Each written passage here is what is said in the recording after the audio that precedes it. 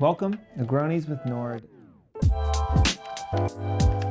Episode number 43. Welcome to 2023. Welcome back from the break. It's always such an interesting time between Christmas and New Year's. We close the office for that week between Christmas and New Year's. And I think one of life's great luxuries is forgetting what day it is and completely losing track of time. Either a long enough vacation that's not super packed, because it's a certain vacation, right? Because if you're on vacation and you're traveling around, you've got the strict itinerary, you're going to know what day it is. So you need either a kind of lazy vacation or a break like this to kind of wake up and really have absolutely no idea what day it is. I think that's just such a delicious little surprise when that can happen. I enjoyed it, but by Monday I was very much ready and excited to get back. This whole year is laid out in front of you and we don't know how it's going to go. I think that is exciting and scary, but hopefully everybody got over their super, Sunday scaries this week, is jumping back into it. And this should be another big year for influencer marketing. We've talked a lot about the impending recession and all of this, and all of that is real. And we're going to continue to talk about that and the implications of it. The most important thing, as always, is where are people spending time? There was just a study that came out.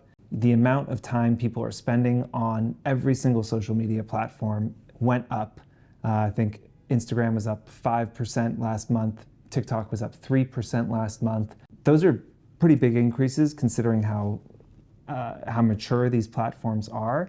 Look, that's the most important thing. That's the kind of core question, even as we think about recession and how things might be impacted. If you look 18 months from now, will people be spending more or less time on social media than they are today? I think everyone would say probably more. That's what all the trends are pointing towards.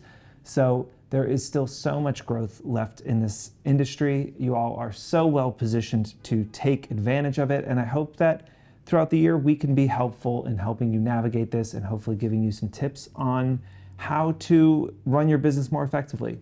Next week, we're going to bring some guests on the show. We're going to talk a little bit about last year and this coming year, some predictions, but also some of our favorite collaborations, our least favorite collaborations, what brands were killing it, which brands shit the bed. We're going to dive into all of that next week.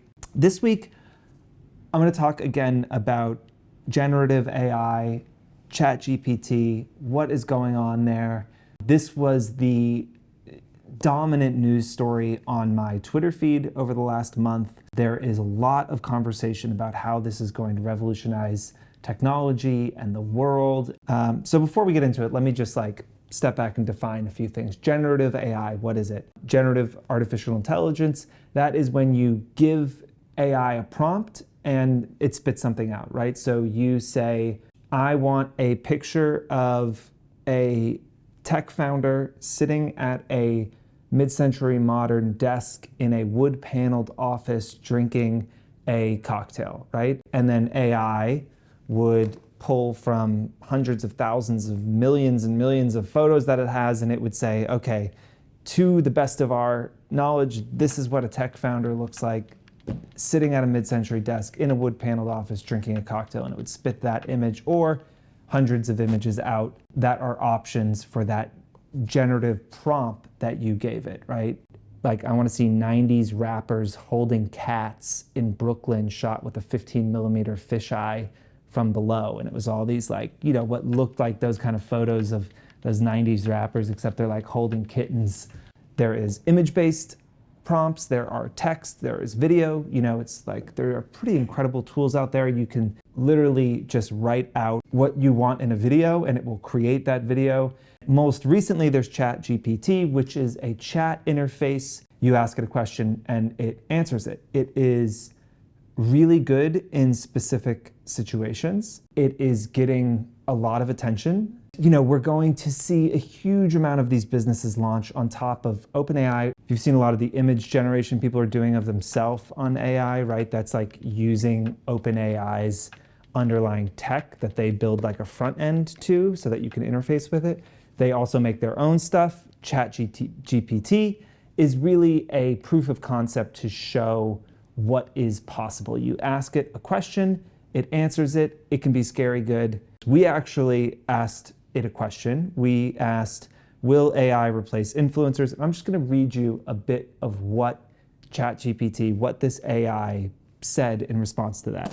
AI does not present an imminent replacement for influencers, as there are certain aspects of the influencer lifestyle and engagement with followers that AI will never be able to replicate. Therefore, it is unlikely that AI will become a substitute for influencers in the near future. However, it can be argued that AI technology could be used in conjunction with human influencers to enhance their reach or provide more insight into their engagements. Additionally, AI could provide valuable data-backed insights about a certain niche or demographic based on a user's behavior and interests, enabling influencers to better tailor their content and remain relevant in the long term. Now, that's a pretty good answer. Some of it's complete bullshit and kind of drivel, but you get the point, right? Like, people are asking this thing questions, that's giving them prompts, and it's coming back with stuff that is like kind of scary good. And we have already seen, especially in the image side of things, content creators, artists who are saying, wait, this generative AI looks a lot like my art. A few things with this. First, there are legal questions that are going to come up in the next year or so about how ethical this is, about how we think about the art that trains these models. Again, right now it is visual artists and writers who are feeling a little bit concerned, but all we have to do is have, these models ingest, a bunch of Instagram or TikTok information, and then all of a sudden people could be generating content using these tools, and you could say, wait, that looks exactly like me. I think anytime there is a big leap forward in technology, there's a lot of fear, understandably, around that. This is going to be a tool that y'all could use, that will become a bigger part of everybody's arsenal. It could be used, again, to enhance your captions. It could be used to give you ideas for shoots. I think one thing that we'll start to see that will be especially interesting in the creative space is being able to train your own models. We have a certain tone of voice. We have a way that we shoot photos. We have a kind of look and feel to the things that we do. And it could just pull from your content, from your captions, from your blog posts, from your TikToks and videos and all these things. You'll be able to lean on this as almost a collaborative partner. Again, kind of take what you're doing and take it to the next level. I think that's how most people feel like this is going to go, and especially in the short term, how it's going to be used in creative industries is not to replace the creative, but to help them to enhance it, right? And I think it's important to look back on some of the technological advancements that have been looked down upon. I mean, we can look at digital cameras. Oh, that's not real photography, blah, blah, blah, blah, blah. I mean, there was a lot of pushback amongst photographers about, oh my God, all these people are getting cameras. They don't know what the hell they're doing. They're devaluing photography as an art form, and they were gatekeeping it and all of that. And none of that bullshit mattered, because professional photographers can still make money, but it widened the aperture of what was possible with a camera. Here's a pie, and now AI is coming and it's eating my piece of pie. It's that the whole pie is probably bigger, if that makes sense. And that's probably the best way to think about it. There are certainly some industries that could be impacted by this. There are certainly some jobs that could go away. But again, like most things with technology, it is going to create better situations for people. It is going to cut out some of the redundant, silly work that we're doing. It's going to be harder for UGC creators maybe to be competitive, that brands are going to solve some of their content problems. I think this is why it is more important to focus on your niche and to try and do things in a unique way that speaks to you, and make sure that your value to a brand is kind of deeper than any one thing. While these things might replace some of the more basic kind of everyday content that a brand needs, there always is going to be a need for great, creative, new content. There is always going to be a desire for brands to be able to connect with a community of engaged people that trust you. And it is why, you should continue to focus on your community, focus on building a relationship with them, because that is something that AI will never be able to take away from you, and a good way to kind of build a moat around what you have built. So I should have started with the question, but the question was, do I think AI is going to be more important? New year, new you.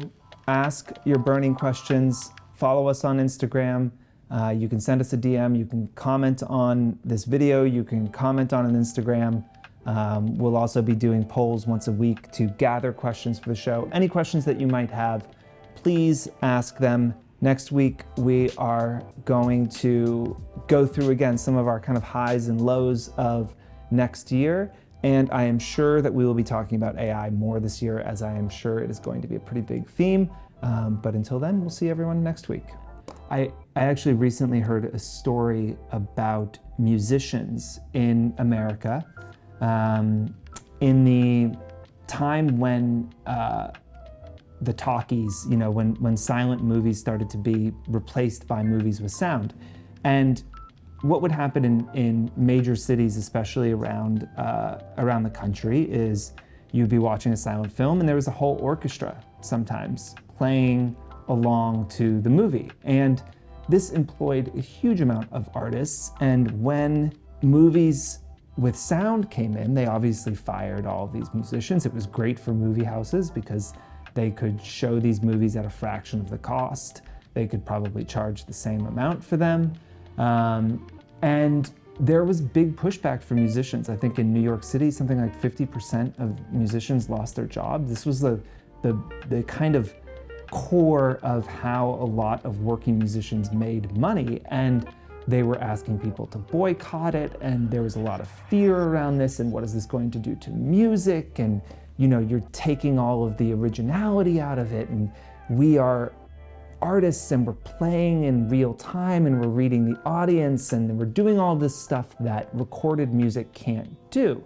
What they didn't see is all the opportunities that would come from recorded music, that would come from the ability to scale what they were doing more than just in a movie house, but to every movie house, right? And so while it maybe became harder for the mediocre musician to make money, those more talented make even more money, right? And we had the music industry as we know it kind of grow out of that. This isn't dissimilar. This is going to be a tool that y'all could use